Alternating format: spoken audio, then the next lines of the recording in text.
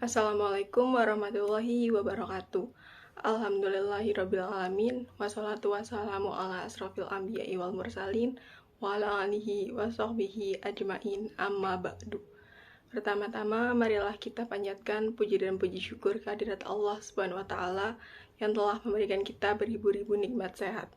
Tak lupa juga salawat serta salam selalu kita curahkan kepada junjungan kita, baginda besar Nabi Muhammad Sallallahu Alaihi Wasallam, dan semoga kita mendapatkan syafaat di hari kiamat kelak. Sebelumnya, izinkan saya untuk memperkenalkan diri. Nama saya Putri Wulandari dari kelompok 3 yang bernama CPS, Calon Penghuni Surga. Mata pelajaran Pendidikan Agama Islam dan Budi Pekerti, Guru Pembimbing Bapak Taufik Amin, SPD. Dan pada kesempatan kali ini, saya akan membahas sejarah kebudayaan Islam tentang bangsa Arab pada era pra-Islam. Bangsa Arab pada periode sebelum kedatangan Islam atau periode pra-Islam sering disebut juga sebagai bangsa jahiliyah. Pada masa ini, orang-orang Arab diyakini melakukan segala perilaku yang bersifat merusak dan berdosa, seperti perjudian, minum-minuman keras, pencabulan, dan riba.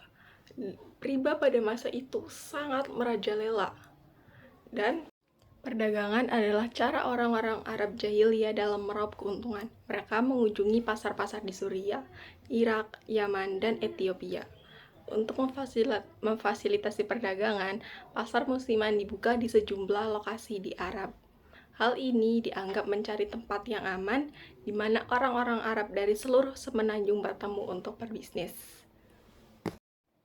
Orang-orang Arab pada era pra-Islam sebagian besar menganut politeisme atau bentuk kepercayaan pada banyak Tuhan. Meski demikian, sesembahan mereka tidak seragam antar satu sama lain. Seringkali kelompok yang kecil berbeda menyembah dewa yang berbeda.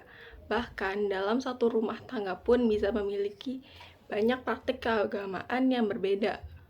Orang-orang Arab jahiliyah juga mempercayai peramal dan dukun dapat berhubungan dengan dewa melalui penglihatan dan mimpi. Mereka meyakini berbagai metode ramalan juga dilakukan untuk menghubungi dewa dan roh. Salah satunya dengan metode melempar anak panah. Praktik itu disebut sebagai salah satu perbuatan syaitan. Terkait mengundi nasib dengan anak panah ini bahkan pernah disinggung oleh Allah Subhanahu wa Ta'ala dalam surat Al-Maidah ayat 90. Orang-orang Arab jahiliyah juga mempunyai suatu kesenian, dan yang paling populer pada masa itu ialah puisi.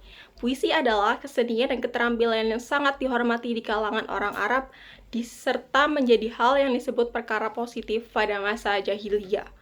Puisi jahiliyah dihargai sedemikian rupa sehingga umat Islam melestarikan dan mengajarkannya selama berabad-abad setelah munculnya Islam. Topik puisi-puisi jahiliyah yang terkenal beragam, mulai dari meratapi kematian kekasih hingga uraian yang rumit tentang unta penyair.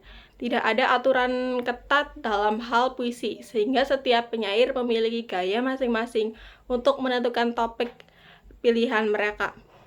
Puisi juga berperan dalam situasi konflik.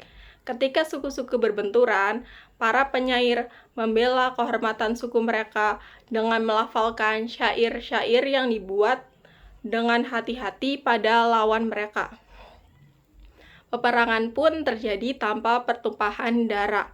Munculnya Islam pada abad ke-7 kemudian mengakhiri era jahiliyah. Rasulullah SAW memperkenalkan cara hidup baru sesuai dengan pedoman Al-Quran yang diwahyukan kepada. Sekian dari saya pamit undur diri. Sebelumnya, saya mohon maaf bila ada penyampaian materi atau penafsiran dan pembacaan ayat suci Al-Quran yang masih kurang tepat. Sebelumnya, di sini juga hanya untuk ajang pembelajaran semata. Sekian dari saya, Wibali Taufiq Walhidayah. Wassalamualaikum warahmatullahi wabarakatuh.